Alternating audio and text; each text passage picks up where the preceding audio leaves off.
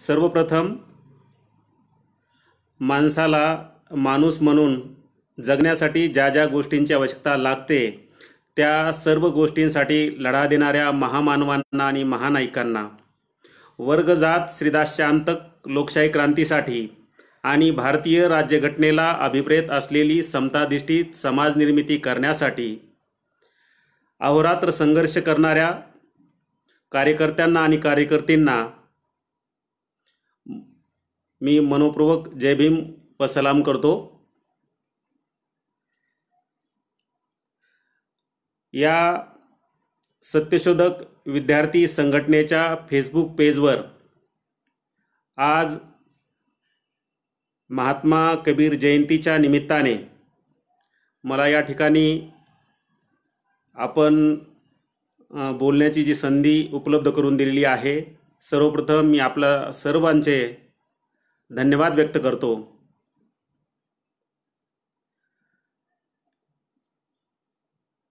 खरं तर आज देशातली जी स्थिती आहे आणि गेल्या अनेक वर्षापासून आपण राज्यात आणि देशामध्ये अनुभवतो आहोत की देशामध्ये दलित, आदिवासी, भटक्या, विमुक्त जाती जमाती आणि अल्पसंख्याक आणि विशेषतः स्त्रियांवरील हिंसा, अन्याय आणि अत्याचार वाढलेले आहेत।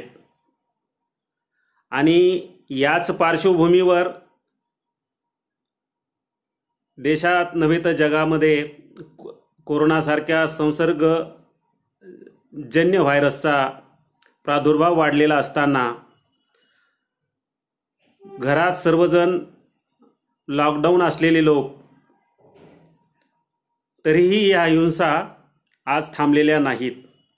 आणि आपण बघतो पुणे जिल्ह्यात विराज जगतापचे ऑनर किलिंग असेल, नागपूर जिल्ह्यात आंबेडकरी चळवळीतील युवा कार्यकर्ता अरविंद बनसोडे यांची हत्या असेल, किंवा गेल्या काही दिवसांपूर्वी एकाच कुटुंबातील तिघांची बीड जिल्ह्यातील निर्गुण हत्या, अशा एक ना अनेक प्रकारचे हिंसाचार राज्यामध्ये घडत आहेत।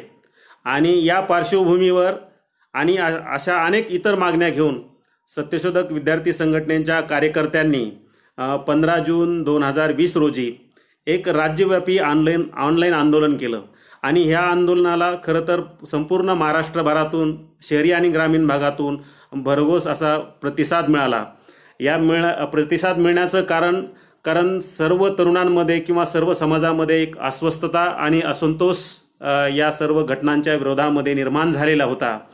आणि हा जो अन्याय होता, या अन्यायाच्या विरोधामध्ये आणि इतर अनेक काही कोरोनाच्या अनुषंगाने आणि शासन निर्मित अरिष्टाच्या अनुषंगाने ज्या काही परिणामांना आपण सामोरे जात होतो, त्या सर्व परिणामाच्या अनुषंगाने ज्या मागण्या पुढे आल्या होत्या, ह्या सर्व मागण्यांच्या अनुषंगाने आपण न्याय मिळण्यासाठी एक आंदोलन केलं।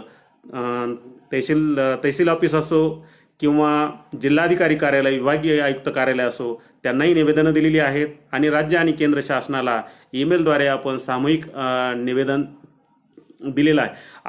आपली ही लढाई ह्या हिंसाचाराच्या विरोधात तर आहेच, किंवा ह्या 2-3 घटनांच्या किंवा अशा काही घटनांमधील आरोपींना कठोर शासन व्हावं एवढ्यापुरती मर्यादित न राहता ही आपली ही जी लढाई आहे, ही लढाई खरं तर हा जो हिंसाचार आहे हा कायमचा थांबला गेला पाहिजे। त्याला रोखण्यासाठी आपली जी चळवळ आहे ही गतिमान करण्याची मला वाटते आवश्यकता आहे। आणि हा सत्यशोधकांचा एल्गार, जात वर्ग पितृसत्ते विरोधातला हा एल्गार आहे। आणि हा एल्गारच्या प्रती मी सत्यशोधक विद्यार्थी संघटनेचे, त्यांच्या कार्यकर्त्यांचे आणि कार्यकर्तींचे मनापासून अभिनंदन करतो आणि आभार व्यक्त करतो। आज आपण सत्यशोधक विद्यार्थी संघटना असेल, क्रांतिश्री नाना पाटील अकादमी असेल किंवा सत्यशोधक शिक्षक सभा असेल, या तीनही जनआघाड्यांचा जो एक सांस्कृतिक लढा आहे की कबीर जयंती ही भारतीय धर्मनिरपेक्षता दिन म्हणून ती आपण साजरी केली पाहिजे।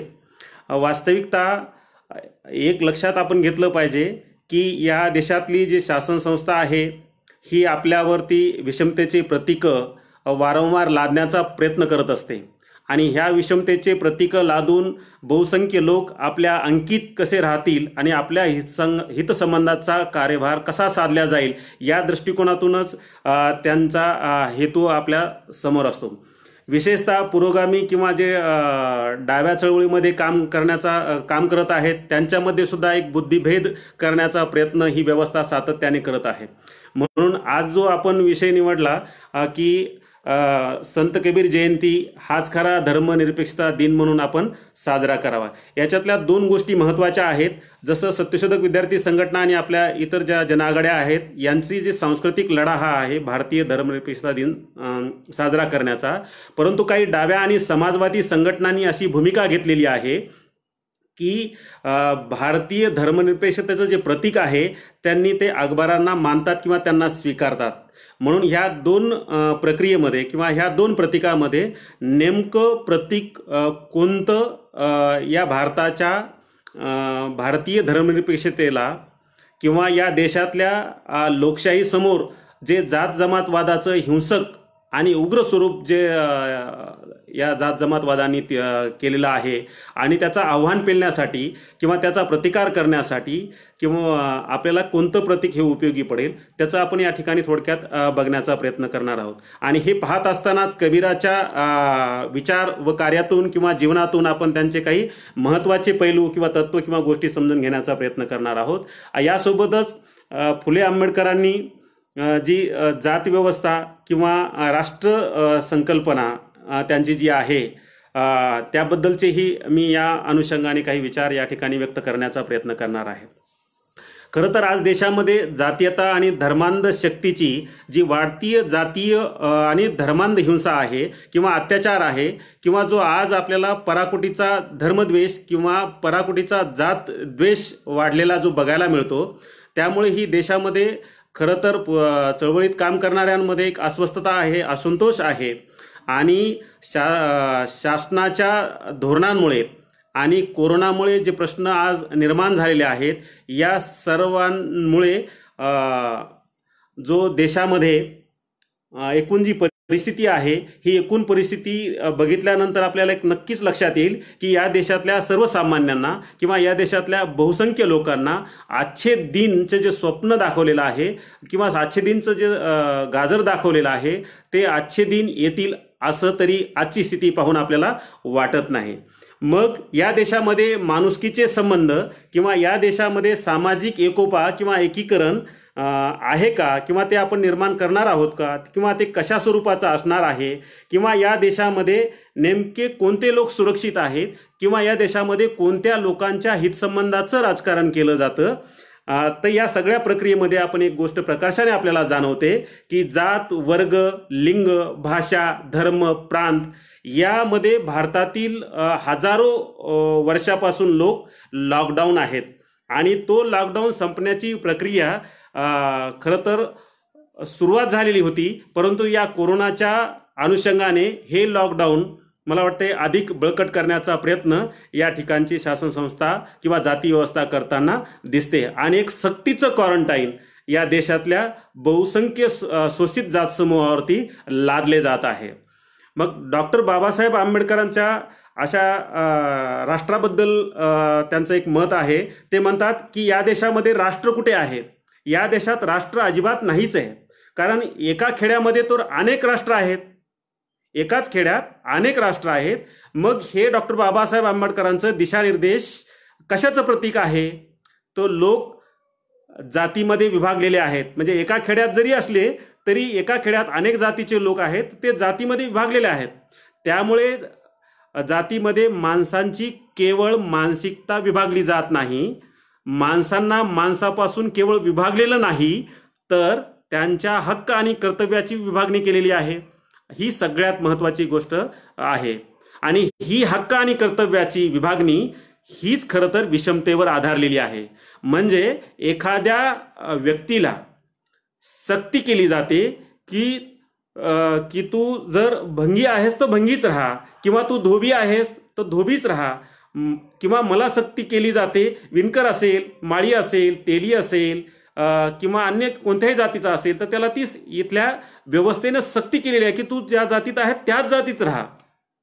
त्याला असं या समाजव्यवस्थेमध्ये कुठल्याही प्रकारचं स्वातंत्र्य किंवा कुठल्याही प्रकारची परवानगी, कुठल्याही प्रकारची मुभा त्याला दिलेली नाही. जर एखादा विणकराच्या कुटुंबात जन्माला आला असेल तर त्याला प्रबोधनाचं काम करता येत नाही किंवा त्याला मंदिराचा पुजारी होता येत नाही. ही अशा प्रकारची सक्ती किंवा अशा प्रकारचं बंधन त्याच्यावरती लादलेलं असतं.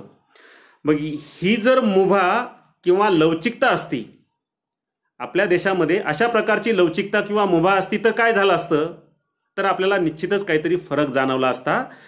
परंतु आज आपल्याला स्वातंत्र्याच्या नंतर किंवा महापुरुषांच्या योगदानामुळे अशा प्रकारची किमान काहीतरी लवचिकता बघायला मिळते. परंतु पाहिजे त्या प्रमाणात त्या लवचिकता आपल्याला बघायला न मिळाल्यामुळे जाती व्यवस्थेमधली ती जी विषमता आहे ती यामुळे नष्ट झाली असती आणि माणूस हा एकजीव झाला असता. परंतु तशा प्रकारची लवचिकता आपल्याला मिळालेली नाही. आणि म्हणून आपल्याला एक गोष्ट लक्षात येते की देशाच्या प्रगतीमधला सर्वात मोठा अडसर जर कोणता असेल तर तो अडसर आहे किंवा तो अडथळा आहे धर्मभेद, जातीभेद आणि लिंगभेद. आणि यामुळेच आपल्या देशाची जी प्रगती आहे ती प्रगती सातत्याने रोखली जाती आहे. या देशातला माणूस तर जात, धर्म, वर्ग, लिंग, भाषा, प्रांत आदींचा अहंकार जोपासणार आहे. म्हणजे या देशातला माणूस जातीचा अहंकार जोपासणार आहे, धर्माचा अहंकार जोपासणार आहे किंवा त्याच्याकडे सत्ता संपत्ती असेल, प्रतिष्ठा असेल तर त्याचा अहंकार तो जोपासणार आहे. पुरुषत्वात म्हणजे स्त्री पुरुष विषमता आहे. भाषेचे सुद्धा अहंकार या देशामध्ये जोपासणारे लोक आहेत. प्रांताचे सुद्धा अहंकार जोपासलेला जातो. मग या सर्वांमध्ये एक प्रकारचा संघर्ष चालू आहे आणि या संघर्षामध्ये एक दुसरा स्वतःला असुरक्षित समजतो आहे. आणि मग अशा स्थितीमध्ये या देशाला राष्ट्र कसं बनवायचं, एकसंध राष्ट्र कसं असलं पाहिजे, ते मला या ठिकाणी महात्मा फुल्यांची राष्ट्र बद्दलची जी संकल्पना आहे ती संकल्पना या ठिकाणी महत्त्वाची वाटते. महात्मा फुले राष्ट्र या संकल्पनेविषयी असं म्हणतात की राष्ट्र म्हणजे एकमय लोक. राष्ट्र म्हणजे एकमय लोक, एकात्म झालेले लोक किंवा एक जीव असलेले लोक. म्हणजे काय, एकाच्या पायात काटा टोचला तर दुसऱ्याच्या डोळ्यात अश्रू येणारे लोक म्हणजे राष्ट्र. एखाद्याला जर आनंद झाला तर त्याच्या हातात हात घालून नाचणारे लोक म्हणजे राष्ट्र. एखादा दुःखाच्या सागरात बुडाला तर त्याच्या खांद्यावर डोकं ठेवून ढसढसा रडणारे लोक म्हणजे राष्ट्र. मग भारतामध्ये असं राष्ट्र कधी निर्माण झालं होतं का? अर्थात याचा अर्थ नाहीच आहे. म्हणूनच महात्मा फुले किंवा डॉक्टर बाबासाहेब आंबेडकर असं राष्ट्र निर्माण करण्यासाठी मोठा संघर्ष त्यांनी विस्तारलेला आपल्याला बघायला मिळतो.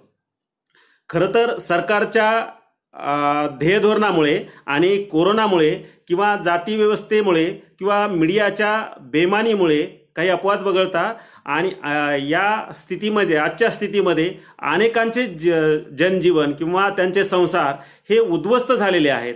जातीय तेढ, धार्मिक तेढ ही सातत्याने वाढवण्याचा प्रयत्न या देशातले जे विषमतावादी लोक आहेत हे सातत्याने करतायत आणि त्याचं समर्थन करणारे सुद्धा लोक आपल्याला बघायला मिळतात. आणि हे त्यांचं समर्थन म्हणजेच एक प्रकारचा राष्ट्रवाद आहे आणि तो आपल्यावरती थोपवला जातो किंवा तो लादला जातो.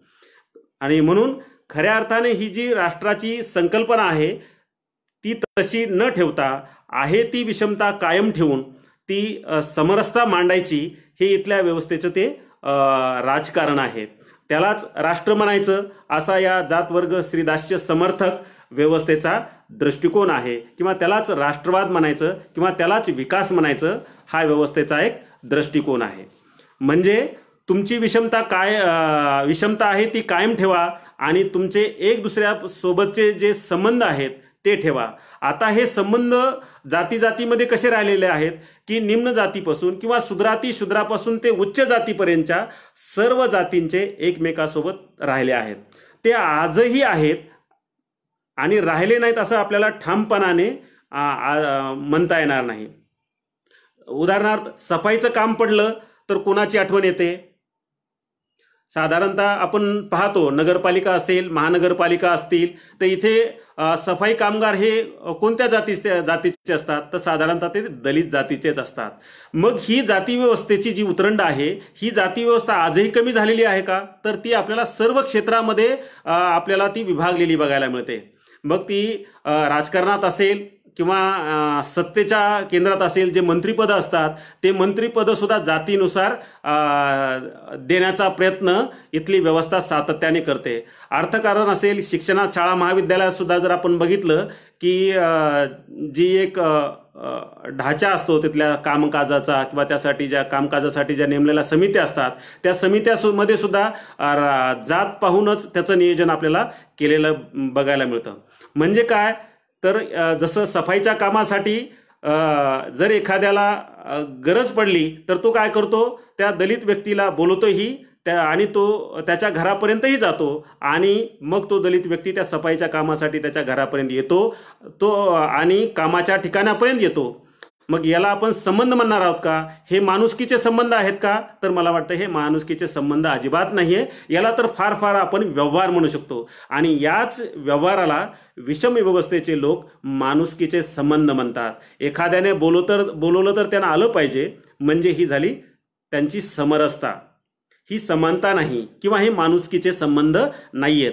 मग फार ह्या समरसतेचे पाईक असलेले लोक त्या सफाई कामगाराला किंवा त्या दलित जातीतल्या व्यक्तीला म्हणतील, ये आमच्या अंगणात बस आणि आम्ही जे काही तुला खाण्यासाठी देत आहोत ते जे काही शिळपाका असेल किंवा उरलेलं असेल ते खायला देतील आणि म्हणतील खा. मग याला समानता म्हणायची का? मग ही त्यांची तर खरं तर समरसता आहे. आम्ही तुला देतो, तुझे दुःख जाणतो, तुझे सुख जाणतो, घे, खाऊन घे, असं ही एक समरसतेची त्यांची जी कल्पना आहे. म्हणून डॉक्टर बाबासाहेब आंबेडकर म्हणतात, असं राष्ट्र नसतं, असं राष्ट्र याला म्हणता येणार नाही किंवा असं राष्ट्र ची उन्नती होणार नाही किंवा याला तसं करता येणार नाही. म्हणून ते म्हणतात, या देशातला जोपर्यंत जाती व्यवस्था संपणार नाही तोपर्यंत खऱ्या अर्थाने एका चांगल्या राष्ट्राची निर्मिती होणार नाही. आपण महात्मा फुल्यांनीही त्यांच्या तृतीयत्न नाटकामध्ये जे शोषण आहे किंवा अन्याय अत्याचार आहे हा सुद्धा त्यांनी त्यांच्या त्या नाटकामध्ये मांडलेला आहे की ब्राह्मणाकडून होणारं शोषण हे त्या तृतीयरत्न नाटकात मांडताना त्यांनी विशेषतः मध्यम जातीची उदाहरणं देऊन हे मांडण्याचा प्रयत्न केलेला आहे. मग हे डॉक्टर बाबासाहेब आंबेडकरांच्या मांडणीतलं आणि फुल्यांच्या तृतीयरत्न नाटकाच्या मांडणीतलं जे जाती व्यवस्था आहे किंवा हा जो मुद्दा आहे, ह्या मुद्द्याला या जाती व्यवस्थेच्या लोकांनी काय केलेलं आहे, त्याला धर्माशी जोडण्याचा प्रयत्न केला आणि धर्माशी जोडल्यामुळे काय झालं की धर्माने जे काही उभं केलं आहे किंवा ते धर्मानी माणसाच्या विभागणीसाठी एक नैतिक पाठबळच दिलंय असं आपल्याला म्हणता येईल. म्हणजे एका जातीचा माणूस दुसऱ्या जातीचा व्यवसाय करण्यासाठी त्याला त्याचंच मन खात होतं. म्हणजे अशी त्याची नेणीव घडवलेली आहे किंवा त्याची नेणीव अशी घडवण्याचा प्रयत्न केलेला आहे की त्याची हिंमतच होणार नाही की आपल्या जातीचा व्यवसाय सोडून इतर अन्य जातीचा आपण व्यवसाय करावा. आणि त्याला ती करावी अशी इच्छा वाटली तरी त्याच्या ते नैतिकतेत बसत नाही, त्याला ते अनैतिक वाटत असतं. म्हणजेच ही केवढी मोठी ही शरणागती आहे. मग जर आपण जे आजचे जे ऑनर किलिंगचे प्रकार होतात किंवा जातीय धार्मिक हिंसाचार जी होते त्याच्यामध्ये याचाच परिपाक आपल्याला बघायला मिळतो की जर व्यवसाय करायला धजावत नसेल किंवा व्यवसाय करण्याची त्याची मानसिकता होणार नाही, हिंमत होणार नाही, एवढी त्याची नेणीव घडवल्या गेली जाते, तर मग प्रेम किंवा लग्न आंतरजातीय या बाबतीत तर म्हणजे विचारच करायला नको. अशा प्रकारची मानसिकता त्यांची बनवलेली असती आणि मग ते लोक स्वीकारायला किंवा तसं करायला धजावत नाहीत आणि धजावले तर मग त्यांच्यासोबत काय घडवलं जातं किंवा केलं जातं हे आपण सर्वजण जाणताच आहात. आणि विशेष महत्त्वाची गोष्ट जी काय आहे की या देशामध्ये जात धर्म जे पाळला जातो, एखादा विशिष्ट व्यक्ती एखाद्या विशिष्ट जातीचा असला तर त्या जातीची जी धारणा असते किंवा त्या धर्माची जी धारणा असते त्याची आहे म्हणून तो पाळत नाही, त्याच्यावरती ती ॲक्च्युली काय तर लादली जाते, तो इच्छेने पाळत नाही, त्याच्यावरती ही व्यवस्था लादण्याचं काम करते, किंवा समाजातला जो प्रभुत्वशाली व्यक्ती असतो किंवा किंवा प्रभुत्वशाली जी व्यवस्था आहे ती आपल्या हितसंबंधासाठी, आपल्या हितसंबंधाचं राजकारण करण्यासाठी, त्याला आपल्या अंकित किंवा वर्चस्वाखाली ठेवण्यासाठी त्याला हे धर्माचं किंवा जातीचं जे बंधन आहे त्याला पाळण्यास भाग पडते. मग आपल्याला या सगळ्या स्थितीतून किंवा या सगळ्या देशाला या संकटातून देशाला जर मुक्त करायचं असेल आणि समतेवर आधारित वर्ग जात विरोधी आशय असणाऱ्या धर्मनिरपेक्षतेच्या प्रबोधनाचा स्वीकार करायचा असेल तर नेमकं आपल्याला प्रतीक कुठलं स्वीकारायला पाहिजे. तर एक गोष्ट लक्षात येते की भारताचे आधुनिक निर्माते डॉक्टर बाबासाहेब आंबेडकर आहेत. यांनी काय केलेलं आहे की त्यांच्या आयुष्यामध्ये 3 महापुरुषांना आपलं आदराचं स्थान किंवा गुरुचं स्थान दिलेलं आहे. पहिलं कोणतं आहे ते इसवी सन पूर्व 6व्या शतकातील सर्वोत्तम भूमिपुत्र गौतम बुद्धांना आपलं त्यांनी गुरु मानलं. दुसरं स्थान मध्यकाळातील म्हणजेच 15व्या शतकातील महात्मा कबीर जे आहेत त्यांना त्यांनी आपलं गुरुचं स्थान किंवा आदराचं स्थान त्यांना दिलेलं आहे. आणि तिसरं महत्त्वाचं म्हणजे आधुनिक काळातील राष्ट्रपिता महात्मा फुले, हे त्यांनी आपले 3 गुरु मानलेले आहेत.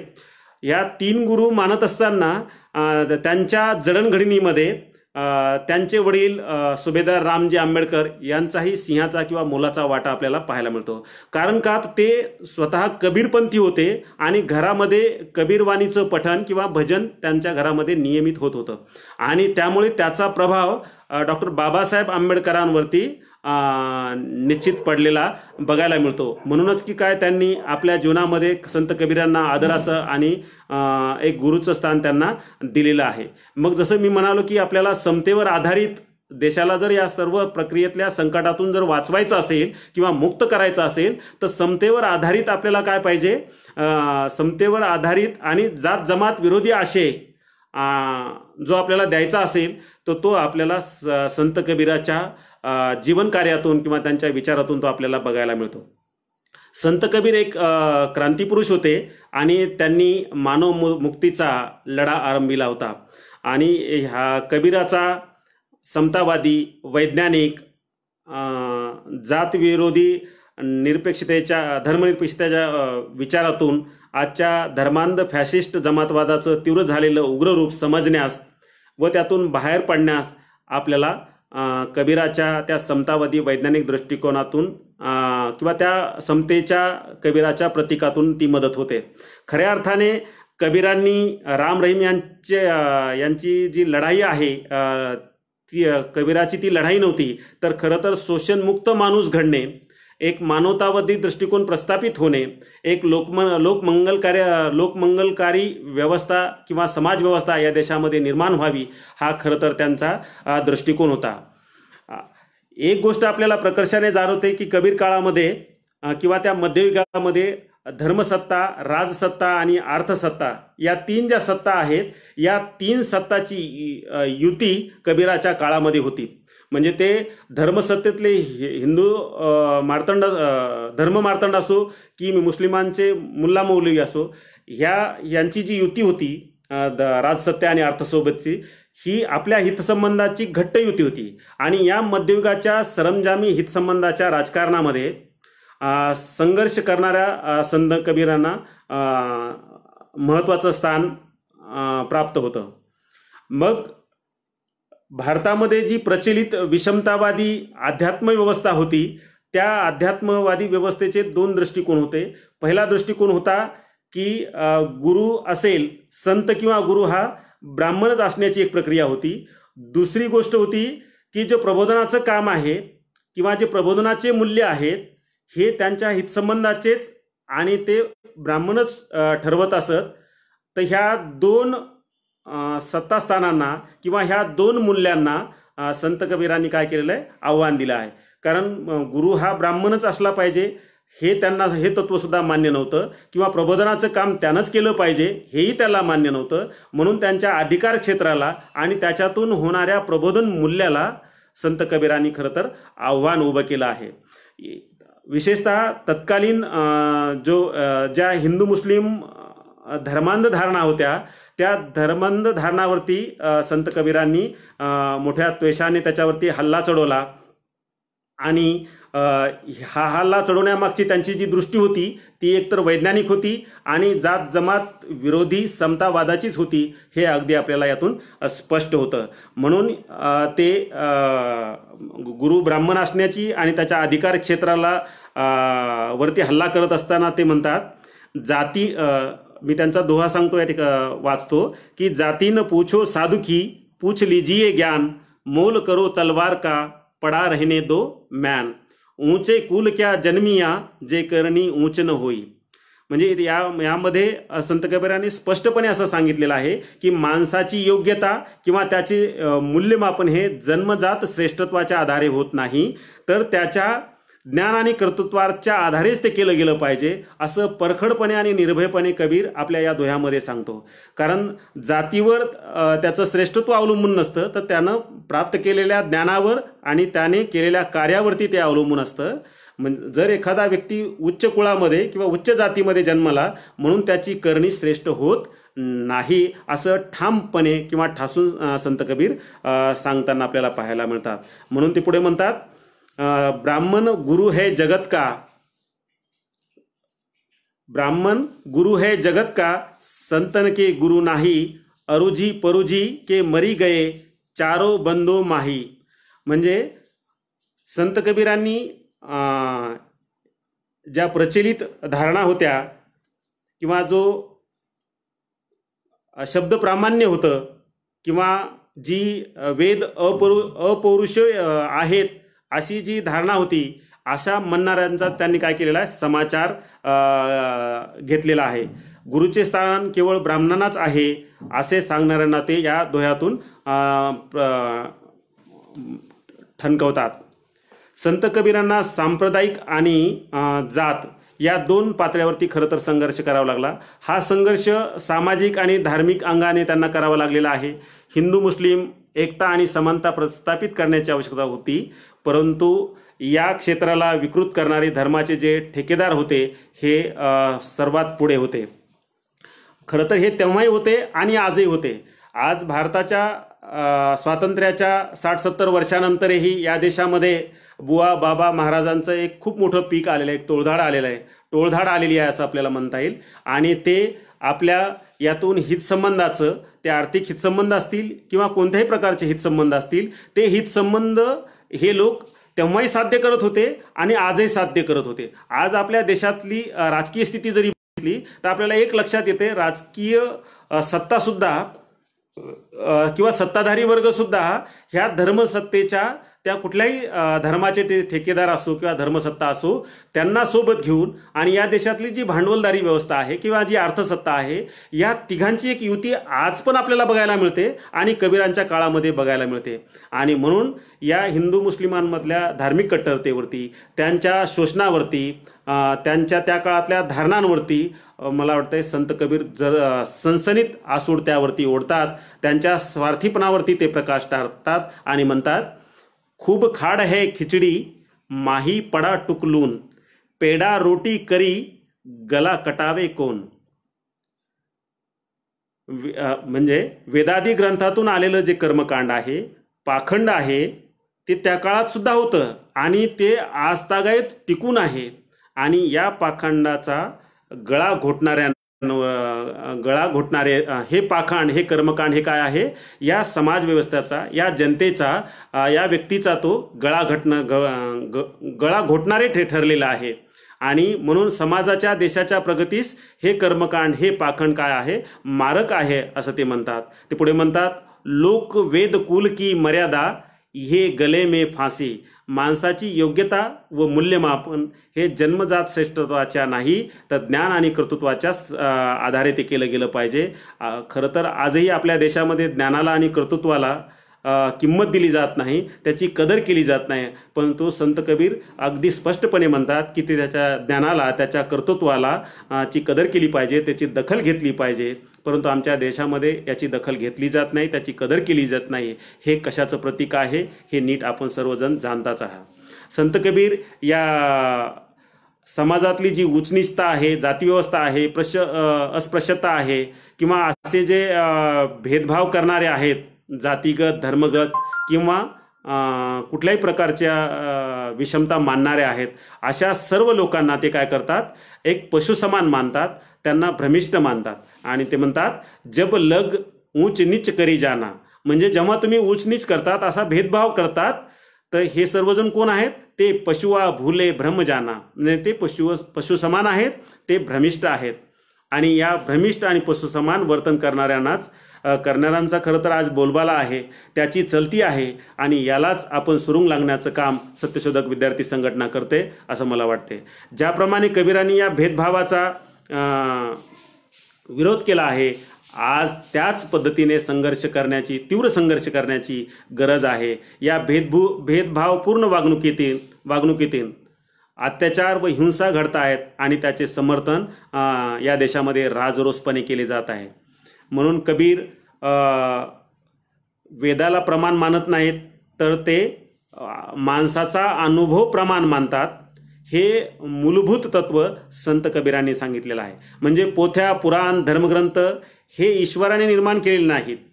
हे पोथ्या, पुराण किंवा धर्मग्रंथ जे आहेत हे खरं तर मानव निर्मित आहेत. म्हणून ह्या धर्मग्रंथाला किंवा ह्या पोथ्या पुराणांना काही मर्यादा आहेत आणि ते या देशातल्या किंवा सर्व मनुष्यांचे कल्याण करणारे ते ग्रंथ नाही आहेत किंवा ते अंतिम सत्य आहे असाही आपल्याला दावा करता येणार नाही. आणि ते जर केला तर तो खऱ्या अर्थानं तो व्यर्थ ठरणार आहे. आणि असे जे दावा करतात ते खरं तर जगाला किंवा माणसांना तो फसवत असतात आणि त्यातूनच मग सर्वसामान्यांचं ते शोषण करतात. म्हणून कबीर शब्दप्रामाण्यास, वेदप्रामाण्यास, जाती व्यवस्थेत किंवा असा भेदभाव करणाऱ्यास ठोकारतात आणि आपल्या विचारांना तर्क, चर्चा, वादविवाद, उदाहरणं देऊन ते मांडतात. आणि आपली जी प्रतिविरोधी विचारधारा आहे त्या विचारधारेलाच ते आपल्या दोह्याच्या माध्यमातून भर चौकामध्ये किंवा समाजामध्ये वावरत असताना ते आव्हान देतात आणि म्हणतात, मैं कहता आखन देखी, तू कहता कागज की लेखी. म्हणजे संत कबीर हे अनुभव प्रामाण्याला, आलेल्या अनुभवाला त्याला ते मानतात. आणि तू कहता कागज की लेखी, या देशातल्या धर्ममार्तंडांना ते स्पष्टपणे आव्हान देतात आणि म्हणतात की हे जे वेदप्रामाण्य आहे, शब्दप्रामाण्य आहे, हे मला मान्य नाही. मग शास्त्र, पुराणमतवादी वर्णजात व्यवस्थेचा आधारच खरं तर शास्त्र आणि पाखंड आहे. वेद, स्मृती, पुराण इत्यादीच्या शास्त्रीय मान्यतेच्या नावावर वर्णवादी मर्यादा जनतेवर लादल्या गेल्या होत्या. संत कबीरांनी मात्र त्याचा सरळपणे आणि उघड अस्वीकार केलेला आहे आणि त्याच्या ज्या काही मर्यादा आहेत त्या मर्यादांची खुलेआम त्यांनी निंदा करण्याचा प्रयत्न केलेला आहे. खरं तर भारतीय समाजरचनेमध्ये जी जातीपातीची उतरंड आहे ती मानवी विकासामध्ये, मानवी एकोप्यामध्ये ती खरं तर अडसर ठरलेली आहे. आणि रक्त आणि हाडामासाच्या माणसालाच बाट या इथल्या बरबटलेल्या आणि सणांद समाजव्यवस्थेची आणि संस्कृतीची ती खरं तर विकृती आहे, ती वास्तविकता आहे किंवा ती देण आहे. आणि संत कबीर, देण म्हणता येणार नाही, ती विकृतीच आहे. संत कबीरांनी या विषमतावादी व्यवस्थेला नुसतं प्रश्नांकित नाही केलं किंवा त्याला नुसतं लाथाडलं असं नाही, तर या विषमतेला, या अमानवीय दरी निर्माण करणाऱ्या धर्ममार्तंडांना चांगलं जबरदस्त फटकारला आहे आणि त्याच्या विरोधात एक लढाई उभी केली आहे. आणि या लढाईमध्ये त्याचे साथीदार रैदास असतील, पिपा असतील, असे असंख्य लोक त्यांच्या सोबत उभा राहिलेत आणि त्याला एक पर्यायी मानवतावादी दृष्टिकोन सुद्धा त्यांनी या ठिकाणी दिलेला आहे. म्हणून ते म्हणतात फटकारताना की जो तू बामन बमनी जाया, तो आन द्वार हवे काहे न आया. या दोह्यामध्ये अगदी सरळ साध्या सोप्या पद्धतीने ते सांगतात, जो तू बामन बमनी जाया. म्हणजे याच्यामध्ये कबीर म्हणतात, जर तू ब्राह्मण आहेस, अर्थात तू श्रेष्ठ आहेस, तर तो ऑन द्वार हवे काहे न आया. म्हणजे तुला सुद्धा ब्राह्मण स्त्रीने जन्म दिलेला आहे. जर तू श्रेष्ठ स्वतःला मानतोस किंवा तू श्रेष्ठ आहेस, तर इतर कोणत्या मार्गाने तू जन्म का घेतला नाहीस असा सरळ सरळ ते प्रश्न किंवा असा तार्किक प्रश्न ते उपलब्ध करतात. आणि जसं इतर जे लोक आईच्या गर्भातूनच जन्म घेतात त्या पद्धतीनेच तू सुद्धा आईच्याच गर्भातून जन्म घेतलेला आहे, अन्य मार्गाने घेतलेला नाही. कबीर हे सांगून परंपरागत मान्यतेला आव्हान उभं करतात. जसं सुकरात तर्क करतात, अगदी त्याच स्वरूपाचा कबीरांचा तर्क आहे. त्यांच्या विचारानुसार या धर्तीवरतील सर्वच मानव एक समान विशिष्ट अशा ज्योतीपासून किंवा घटक तत्वांनी ती बनलेली आहेत. सर्व माणसाचे शरीर एक समान आहे, एकसारखे आहेत. त्यांचे रक्त रंग सुद्धा एक समान आहे. म्हणजेच उत्तम अधम अवयवांनी त्यांचं शरीर युक्त आहे. मग कोणी ब्राह्मण कोणी शूद्र असा भेदभाव या धर्तीवर होऊ शकत नाही. त्यामुळे जन्माच्या आधारावर माणसाची जी विभागणी आहे ही त्यांना मान्य नाही, की किंवा जे उच्च नीचता केली जाते ती त्यांना मान्य नाही. त्यामुळे माणसाची एकता आणि समानता प्रस्थापित व्हावी असा हा कबीराचा हेतू आहे. आणि म्हणून ते पुढे म्हणतात, एक बुंद एके मलमूत्र, एक चाम एक गुदा, एक जाती है सब उत्पन्ना, को ब्राह्मण को सुदा. म्हणजे आता आपण त्याचं विश्लेषणच बघितलं की सर्वजण एका समान मानव जे आहेत एक समान ज्योतीपासून एक समान घटक तत्वापासून ती बनलेली आहेत. त्यामुळे असा भेदभाव आपल्याला करता येणार नाही. म्हणून संत कबीरांनी खरं तर खूप मोठ्या परखडपणे या सर्व अनिष्ट चाली रीती रूढी परंपरा आणि धर्मांध ज्या धारणा आहेत त्याच्यावर प्रखरपणे हल्ला चढवलेला आहे. खरं तर असा जर हल्ला आपण आज चढवायचा जर विचार केला किंवा आज कबीर सारख्यांनी हल्ला चढवण्याचा प्रयत्न केला तर या देशातली शासन संस्था किंवा सत्ता किंवा जे सत्ताधारी लोक आहेत त्याच्यासोबत कशा प्रकारचा सलूक करतात किंवा त्याच्यावरती दमनतंत्राचा किंवा जुलमाचा कसा प्रयत्न करतात. किंवा आता आपण बघितलंच आहे, दाभोळकर असतील, पानसरे असतील, कलबुर्गी असतील यासारख्या लोकांना दंडित करण्याचंच काम इथल्या व्यवस्थेनं केलेलं आहे. पण कबीरांनी त्या काळामध्ये कशाची तमा न बाळगता कशाची भीती न बाळगता हे आपलं जे कार्य त्यांनी केलं. त्यांना सुद्धा त्या काळातल्या निरंकुश राजसत्तेनं किंवा अन्यायी धर्मसत्तेनं त्यांना या प्रकारचं दंडित करण्याचा प्रयत्न केलेला आहे. पण ते याला घाबरलेले नाहीत. म्हणून ते हल्ला चढवत असताना ते सरळ म्हणतात की सर्वजण जन्माने समान आहेत. जर समान नसते तर ब्राह्मणाचा मुलगा हा जन्मताच जन्म घेतानाच तो गंध लावून किंवा टिळा लावून तो जन्माला असता, किंवा मुस्लिमांचा एखादा मुलगा किंवा मुलगा हा खतना करूनच तो जन्मला असता. म्हणजे निसर्गतः माणसाची विभागणी किंवा जन्मताच माणसाची विभागणी झालेली नाही, तर माणसाने असे भेदभाव निर्माण केलेले आहेत. आणि हे माणसातील भेदभाव त्यांना अजिबात मान्य नाहीत. आणि म्हणून ते म्हणतात, एक ही खाक घडे सब भांडे, एक ही सिरजनहारा. कबीरांनी हिंदू मुस्लिमांमधील धार्मिक शोषण असेल, कट्टरता असेल, कर्मकांडावर त्यांनी जे आसूड ओढलेले आहेत तर त्यांना हा धर्मभेद मान्य नव्हता. पुढे राम रहीम हा संघर्ष हा सुद्धा त्यांना मान्य नव्हता. या प्रकारचा ते उपदेश सुद्धा करतात आणि म्हणतात, कहे कबीर चेतरे भोंदू. मी त्यांचा दोहा या ठिकाणी वाचून दाखवतो. कहे कबीर चेतरे भोंदू, बोलनहारा तुरुकन हिंदू, हिंदू मुये राम कही, मुसलमान खुदाई, कहे कबीर सो जीवता, दुहू में कदे न जाई. माणसावर प्रेम करणं हीच ईश्वराची खरी पूजा आहे. म्हणजेच माणसांनी माणसासारखं वागावं. कबीरांचा आदर्श हा मानव आहे. धर्मापेक्षा माणूस मोठा आहे आणि माणसापेक्षा त्याच्यातली माणुसकी ही मोठी आहे. आणि मध्यकाळातील भारतीय समाजास पाखंडीपणाने आणि उच्च निश्चितेने जो कळस घातला होता त्या धर्मसत्तेच्या जोखडातून मुक्त करण्याचं कार्य खऱ्या अर्थाने संत कबीर त्या काळामध्ये करत होते. आणि सत्यशोधन करून त्याला प्रतिष्ठा प्राप्त करून देण्यासाठी ते प्रयत्न करत होते. आणि म्हणून ते म्हणतात, कोणताही धर्म हा खोटं बोलण्याची शिकवण देत नाही.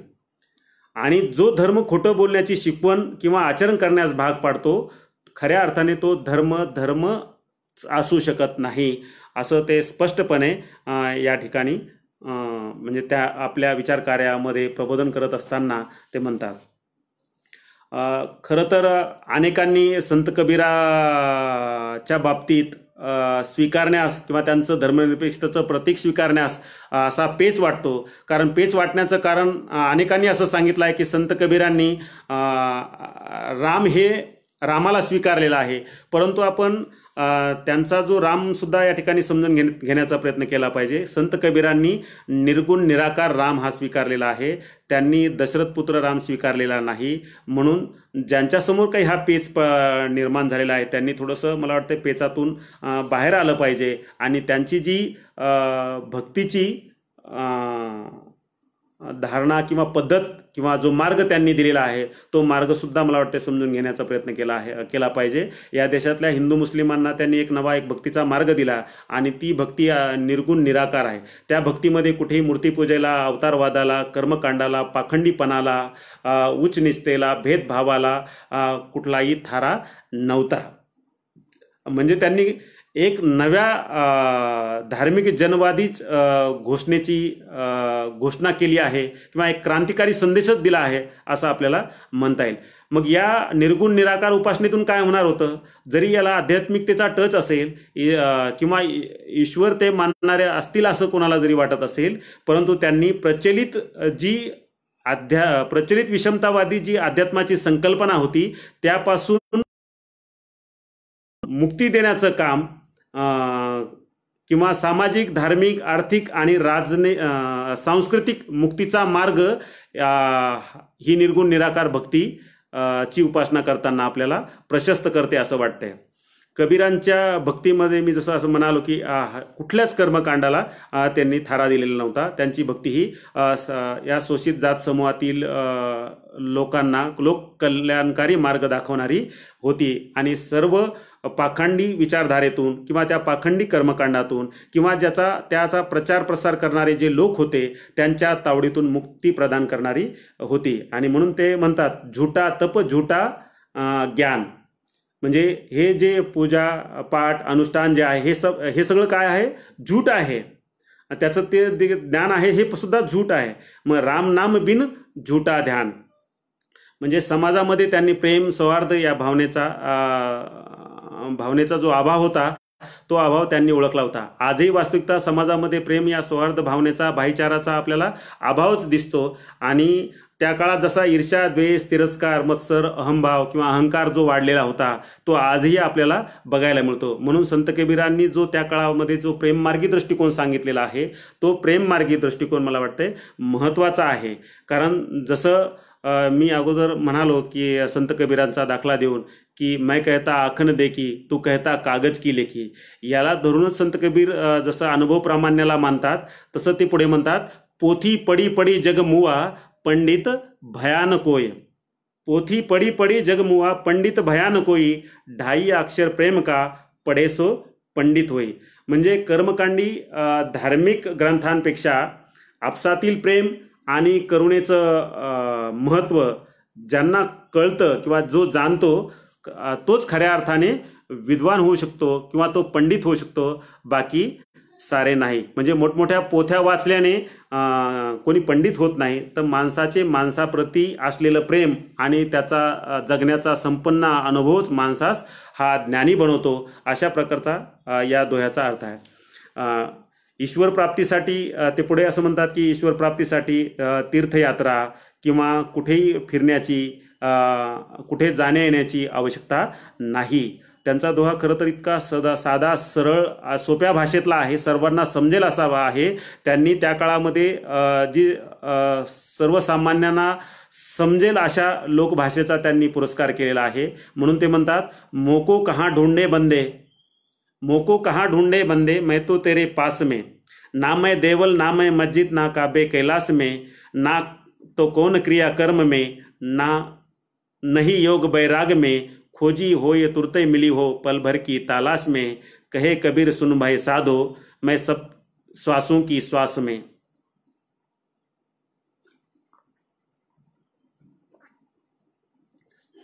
म्हणजे कबीरांना मंदिर, मस्जिद किंवा तीर्थक्षेत्राच्या काबा कैलाश ठिकाणी शोधण्याची गरज नाही, हे स्पष्टपणे ते आपल्या दोह्यामध्ये म्हणतात. तसेच कबीरांनी रोजा, नमाज किंवा अंगाला किंवा कपाळाला टिळा लावणे या कर्मकांडी भक्तीचा त्यांनी कडाडून विरोध केला आहे. ते पुढे म्हणतात, ना जाने तेरा साहब कैसा है, मुल्ला होकर बांग जो देवे, क्या तेरा साहब बहरा है. कीड़ी के पग नेवर बाजे, सो भी साहब सुनता है, माला फेरी तिलक लगाया, लंबी जटा बढ़ाता है, अंतर तेरे कुफर कटारी, यौ नहीं साहब मिलता है. तर अशा प्रकारे संत कबीरांनी या धार्मिक कर्मकांडांनी विरोधामध्ये बंड पुकारलेला आहे.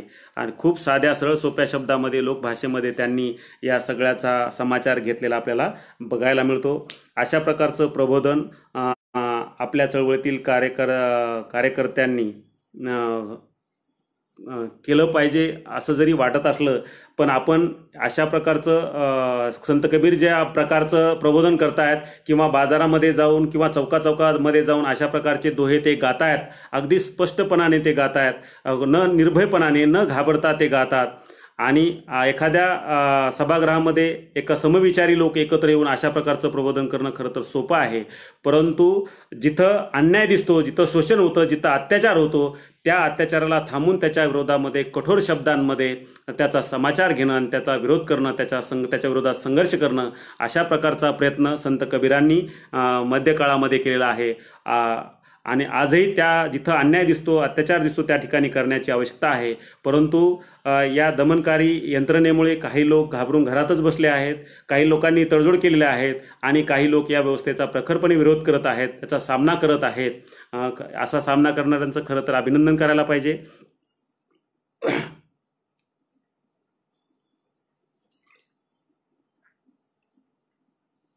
म्हणून या लॉकडाऊनच्या काळामध्ये आपण बघतो की सर्वच धार्मिक स्थळं किंवा जी मंदिर मस्जिद असतील किंवा सर्व धर्माची जी प्रार्थना स्थळं आहेत ती लॉकडाऊन केलेली आहेत, तिथं बंदिस्त केलेली आहेत.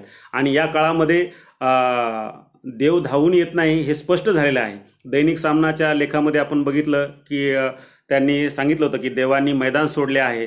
हा विचार खूप काही लोकांना तो सांगून जातो.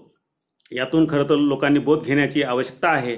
परंतु आज काय झालेलं, अलीकडच्या काळामध्ये जसं जसं लॉकडाऊन ढिलं होत गेलं किंवा लॉकडाऊन शिथिल केल्या गेलं आणि त्यामुळे मग मागण्या वाढायला लागल्या. आता अलीकडच्या मागण्या आपण व्हिडिओ जर बघितल्या असतील, बातम्या बघितल्या असतील, तर आपल्या लक्षात आलं की धार्मिक स्थळं सुरू करण्याची मागणी पुढे आलेली आहे.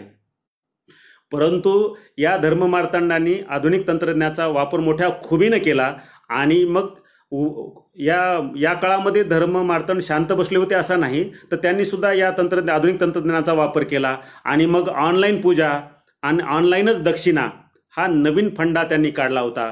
आणि या फंड्यातून म्हणजे ऑनलाईन पूजा, आम्ही ऑनलाईन पूजा करतो, तुम्ही घरात बसून बघा आणि तुम्ही ऑनलाईन दक्षिणा पाठवा, घरात राहा, सुरक्षित राहा आणि पुण्य कमवा आणि कोरोनापासून बचाव करा, अशा स्वरूपाचा एक नवीन आधुनिक तंत्रज्ञानाचा वापर करून त्यांनी परत अशा प्रकारचं कर्मकांड आधुनिक तंत्रज्ञानाच्या साहाय्याने समाजावरती लादण्याचा आणि समाजाचं घाबरलेल्या लोकांचा त्यांनी फायदा उठवण्याचा यातून प्रयत्न केलेला आहे. या नवीन कर्मकांडी फंड स्कीमला अनेक लोक खरं तर बळी पडलेले होते आणि आपत्तीतही धर्मव्यवस्थेचे लोक संपत्ती कसं कमवतात किंवा भांडवलदार ह्या आपत्तीतही संपत्ती कसे कमवतात किंवा राजकीय लोक सुद्धा आपत्तीत संपत्ती कसे कमवतात याची कोरोनाच्या पार्श्वभूमीवर आपल्याला ह्या गोष्टी घडताना दिसत आहेत. म्हणून संत कबीरांनी आज या प्रसंगी आपल्याला संत कबीराची आठवण येते आणि ते एवढ्या वर्षानंतरही या धर्मस्थळे, कर्मकांड, मार्तंडाकडे आपल्याला चिकित्सकपणे बघण्याचा दृष्टिकोन देऊन जातात आणि त्यातून बाहेर कसं पडायचं ते सांगतात. म्हणून त्यांनी मूर्तीपूजेला ज्यावेळेस विरोध केला होता त्यावेळेसचा त्यांचा जो विरोध आहे, दोहा आहे, तो अत्यंत महत्त्वाचा आहे. ते म्हणतात, पाथर पूजे हरी मिले तो मैं पूजू पहार, ताते ये चाकी भली पीस खाय संसार. म्हणजे वास्तविक पाहता जर मूर्तीपूजा केल्याने जर ईश्वर मिळणार असेल तर मूर्तीपूजेसाठी जो दगड आणलेला असतो आणि त्यातून मूर्ती घडवली असते आणि त्याची पूजा करून जर ईश्वर मिळणार असेल तर मी तो दगडाचा जो पहाड आहे त्यालाच पूजतो, पण त्यापेक्षा तरी ईश्वर मिळणार नाही. मग त्याच्यापेक्षा काय की त्याच्यापेक्षा चाकी भली आहे की जी काय करते, या संसाराला जीवन जगण्यासाठी पीठ देते.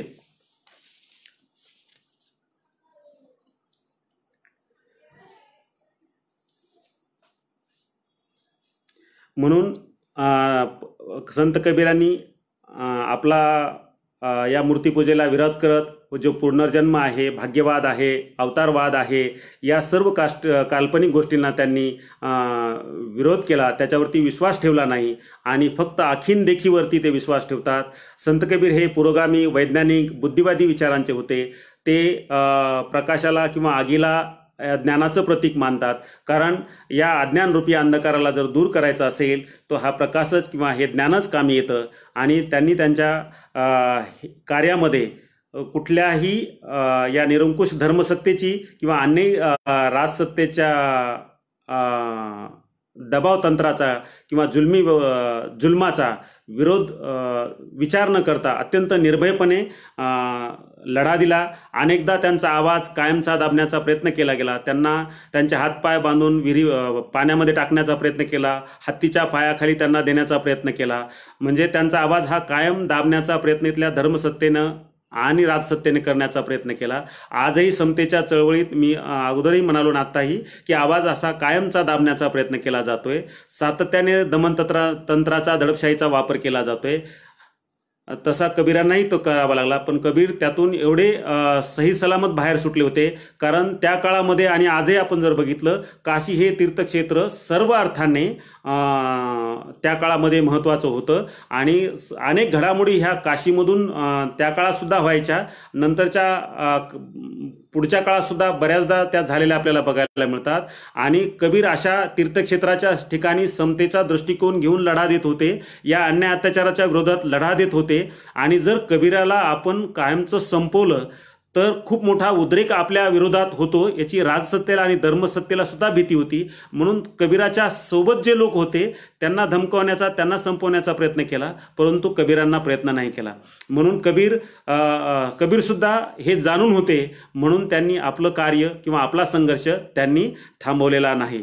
आज आपण आपल्या प्रस्थापित या आधुनिक व्यवस्थेमध्ये, या जाती व्यवस्थेमध्ये बघतो की या प्रस्थापित व्यवस्थेच्या ज्या समर्थनात उभे राहतात, त्यांचे गोडवे गातात, त्यांना खरं तर ही व्यवस्था देशभक्तीचे सर्टिफिकेट देऊन मोकळे होते. आणि जे विरोधात जातात किंवा सत्तास्थानांना विरोध करतात, अन्यायाला विरोध करतात, त्यांना देशद्रोहीचं सर्टिफिकेट हे ठरलेलंच असतं. म्हणून या आपल्या देशामध्ये या सर्व प्रकारच्या विषमतांना किंवा शोषणाच्या दृढीकरणासाठी जातीचा आणि धर्माचा वापर केलेला आपल्याला सातत्याने बघायला मिळतो. म्हणून कबीरांनी यामध्ये जातीचा आणि धर्माचा वापर कशा प्रकारे केला जातो हे कबीरांनी खूप मोठा त्याग आणि किंमत चुकून त्यातला संघर्ष आपल्यासमोर उघडा करण्याचा प्रयत्न केलेला आहे.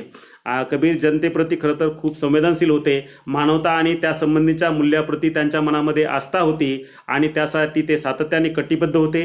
हिंदू मुस्लिम जात जमात वादाचं जे फॅशिस्ट रूप आपल्या भारतीय लोकशाहीसमोर दिवसेंदिवस उग्र आणि तीव्र होताना आपण जे पाहत आहोत, त्याचा मुकाबला जात वर्ग श्रीदास्य अंतक आशयाच्या धर्मनिरपेक्षतेनेच ते शक्य होणार आहे. आणि कबीरांच्या जीवन विचार कार्यामध्ये हे तत्व आपल्याला जोरकसपणे दिसून येतं. आज देशामध्ये खाजगीकरण, उदारीकरण आणि जागतिकीकरणाच्या प्रक्रियेमध्ये राजकारणाचा स्तर इतकं प्रचंड खालावलेला आहे, घसरलेला आहे. आपला भारतीय राजकारण जात अनुनयाच्या किंवा धर्म अनुनयाच्या दिशेने होत आहे. सत्ताधाऱ्यांनी गेल्या अनेक वर्षापासून जनतेच्या मूलभूत प्रश्नांना किंवा त्यांच्या जाहीरनाम्यामध्ये जे जाहीरनामा असतो त्या जाहीरनाम्याला बगल देऊन, जनतेच्या प्रश्नांना बगल देऊन, जनतेच्या जी मागणी नाहीत अशा प्रश्न जनतेवर ते लादले जातात आणि जनतेमध्ये विभागणी करून आपले हितसंबंध साधले जातात. जसं अलीकडच्या काळामध्ये आपण बघतो, राम मंदिर असेल, 370 कलम असेल, NRC असेल, CAA असेल, यासारख्या गोष्टींना प्राधान्य देऊन समाज दुभांगण्याचं काम हे करतात. अलीकडची दिल्लीतील दंगल असेल किंवा आता जे कोरोनाचं संकट आपल्या देशामध्ये थैमान घालत आहे, या कोरोनाच्या आपत्तीलाही सुरुवातीच्या कालखंडामध्ये एक धार्मिक रंग देण्याचा प्रयत्न केला. त्याला कोरोना जिहाद म्हणून प्रस्थापित करण्याचा प्रयत्न केला. किंवा आता अलीकडच्या मॉब लिंचिंगच्या घटना असतील, ऑनर किलिंगच्या घटना असतील, स्त्रियावरील अत्याचार असतील, जात धर्म हिंसा, यातून जे जात जमातवादाचं स्वरूप सातत्याने आपल्यासमोर पुन्हा पुन्हा समोर येत आहे. आणि प्रस्थापित वर्ग हे वर्गजात श्रीजातचे कायम राखण्यासाठी आणि आपले हितसंबंध प्रस्थापित करण्यासाठी ते सातत्याने प्रयत्न करत आहेत.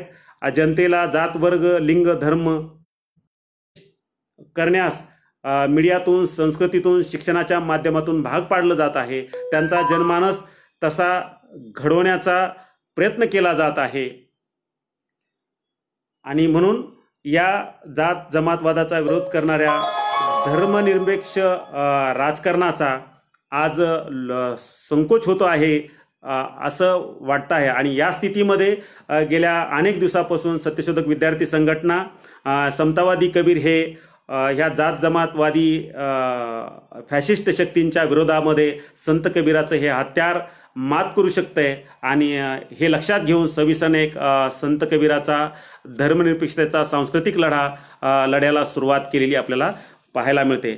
मी आता माझ्या विचाराकडे अंतिम समारोपाकडे येतो. मी या ठिकाणी 2 गोष्टी मांडणार आहे की संत कबीराचा जन्मदिन हाच खरा भारतीय धर्मनिरपेक्षता दिन का, ही गोष्ट आताच्या विश्लेषणातून आणि आता पुढच्या 2 मुद्द्यातून तुमच्या ती लक्षात येईल. एक गोष्ट अशी की गेल्या अनेक दिवसापासून आपण प्रत्यक्ष आणि अप्रत्यक्ष अनुभवतो आहोत की जे डावे आणि समाजवादी लोक आहेत किंवा पुरोगाम्यांमधलेच काही जे लोक आहेत त्यांनी काय केलंय, मोगल जो बादशाह आहे अकबर, या अकबरालाच भारतीय धर्मनिरपेक्षतेचं एक आदर्श प्रतीक म्हणून ते पुढे आणण्याचा सातत्याने प्रयत्न करत आहेत. खरंच हे भारतीय धर्मनिरपेक्षतेचं प्रतीक मोगल बादशाह अकबर होऊ शकतो का, तो आपण पुढे आणू शकतो का, आणि त्यातून भारतीय धर्मनिरपेक्षतेचं तत्व जोरकसपणे पुढे येऊन या फॅशिस्ट जात जमात विरोधी जमातवादाचं ते प्रतीक मुकाबला करू शकतं का, हा खरा प्रश्न आपल्यासमोर आहे. पण आपल्याला एक गोष्ट लक्षात येईल की मोगल बादशाह अकबर हे जरी मुस्लिम असले तरी त्यातल्या एक मी थोडक्यात 3 मुद्दे त्यांचे या ठिकाणी सांगू इच्छितो की मोगल बादशाह हा जरी मुस्लिम असला तरी ते वर्णव्यवस्थेचा समर्थन करणारा होता. विशेषतः उच्च जात वर्गाचे किंवा उच्च जातीयांचे हितसंबंधाची पाठराखण तो करणारा होता. म्हणजे तो जाती व्यवस्था मानणारा होता असा त्याचा अर्थ होतो. आणि मग अशा प्रकारची ते पाठराखण करत असल्यामुळे, ते वर्णव्यवस्थेचं समर्थन करत असल्यामुळे, उच्च जातीयांची हितसंबंधाची पाठराखण करत असल्यामुळे जाती व्यवस्थेचं ते जातीव्यवस्था मानत असल्यामुळे ते भारतीय धर्मनिरपेक्षतेचे प्रतीक खऱ्या अर्थाने ठरू शकतात का, तर मला वाटते ठरू शकत नाही. मग सत्यशोधक विद्यार्थी संघटनेने जी भूमिका घेतलेली आहे की संत कबीर हे किंवा महात्मा कबीर हे भारतीय धर्मनिरपेक्षतेचे खरे प्रतीक आहेत किंवा एक आदर्श प्रतीक आहे, किंवा संत कबीरांची जयंती हाच भारतीय धर्मनिरपेक्षता दिन खऱ्या अर्थाने ठरू शकतो, ही भूमिका घेतलेली आहे. तर आपल्याला याच्यामध्ये लक्षात येतं की संत कबीर हे समतावादी आहेत, वैज्ञानिक आहेत, जाती व्यवस्थेच्या विरोधात आहेत, उच्च नीचतेच्या विरोधात आहे, कर्मकांडाच्या विरोधात आहेत. म्हणजे ज्या ज्या प्रकारच्या विषमता आहेत त्या सर्व प्रकारच्या विषमता नष्ट करण्याचा ते प्रयत्न करतात. अन्याय, अत्याचाराच्या, हिंसेच्या किंवा धार्मिक हिंसेच्या विरोधात लढण्याची ते आपल्याला प्रेरणा देतात. म्हणून संत कबीर हे खऱ्या अर्थाने भारतीय धर्मनिरपेक्षतेचे आदर्श प्रतीक ठरू शकतात असं मला वाटतंय. प्राध्यापक सचिन गरुड यांनी त्यांच्या फेसबुक वॉलवर एक संत कबीराच्या जयंतीच्या अनुषंगाने एक पोस्ट केली होती. त्यात ते म्हणतात, धर्मनिरपेक्षता निव्वळ वर्ग विरोधी असून चालणार नाही, तर ती जात पितृसत्ता विरोधी असली तर ब्राह्मणी फॅशिस्ट धर्मांधतेचा ती पाडाव करता येईल. या पार्श्वभूमीवर महात्मा कबीरांच्या जीवन व विचार कार्यातून वैज्ञानिक दृष्टिकोन, जात जमात विरोधी मुशीतून आलेली धर्मनिरपेक्षतेची संकल्पनाच भारतीय धर्मनिरपेक्षतेचा भक्कम आधार बनू शकते. म्हणून महात्मा कबीरांची धर्मनिरपेक्षतेची ही भूमिका आजच्या संदर्भात जी सत्यशोधक विद्यार्थी संघटनेने घेतलेली आहे ती महत्त्वाची वाटते, गरजेची वाटते. या दृष्टीनेच खरं तर प्रबोधन व्हायला हवे. जसे डॉक्टर बाबासाहेब आंबेडकर म्हणाले होते की क्रांतीची पूर्वआट प्रबोधन आहे, त्या दृष्टीने महाराष्ट्रात नाही तर देशात सत्यशोधक विद्यार्थी संघटनेने हे सांस्कृतिक लढ्याचं उचललेलं पाऊल मला वाटते प्रथमतः असेल, म्हणून मी त्यांचं हे अभिनंदन करतो. ते महत्त्वाचं आहे आणि म्हणून अभिनंदन करतो. म्हणून त्यांनी ही भारतीय धर्मनिरपेक्षतेची घेतलेली भूमिका ही भारतीय धर्मनिरपेक्षता दिन म्हणून सर्वत्र देशभर व्यापक स्वरूपामध्ये कबीर जयंतीचा दिवस हा भारतीय धर्मनिरपेक्षतेचा दिवस म्हणून किंवा दिन म्हणून साजरा होण्याची आवश्यकता आहे. सरकारनेही तो साजरा करण्याची आवश्यकता आहे किंवा तशी भूमिका घेण्याची आवश्यकता आहे. मला वाटते या अनुषंगाने संत कबीरावरती खऱ्या अर्थाने खूप लिखाण करण्याची, संशोधन करण्याची आवश्यकता आहे. संत कबीरांना सरकारने एक राष्ट्रसंत म्हणून घोषित करण्याची आवश्यकता आहे. तशी भूमिका सत्यशोधक विद्यार्थी संघटनेने घ्यावी असं मला वाटते. हा सांस्कृतिक लढा सत्यशोधक विद्यार्थी संघटना, सत्यशोधक शिक्षक सभा आणि क्रांतिसिंह नाना पाटील अकादमी गेल्या अनेक वर्षापासून लढते आहे.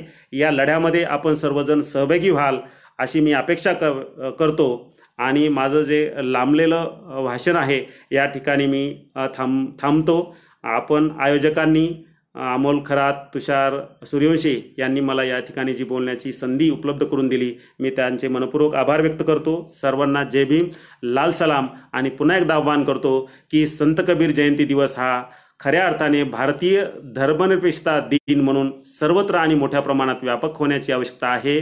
भारतीय धर्मनिरपेक्षतेचे प्रतीक मोगल बादशाह अकबर हे होऊ शकत नाही असा मला ठाम विश्वास वाटतो. धन्यवाद.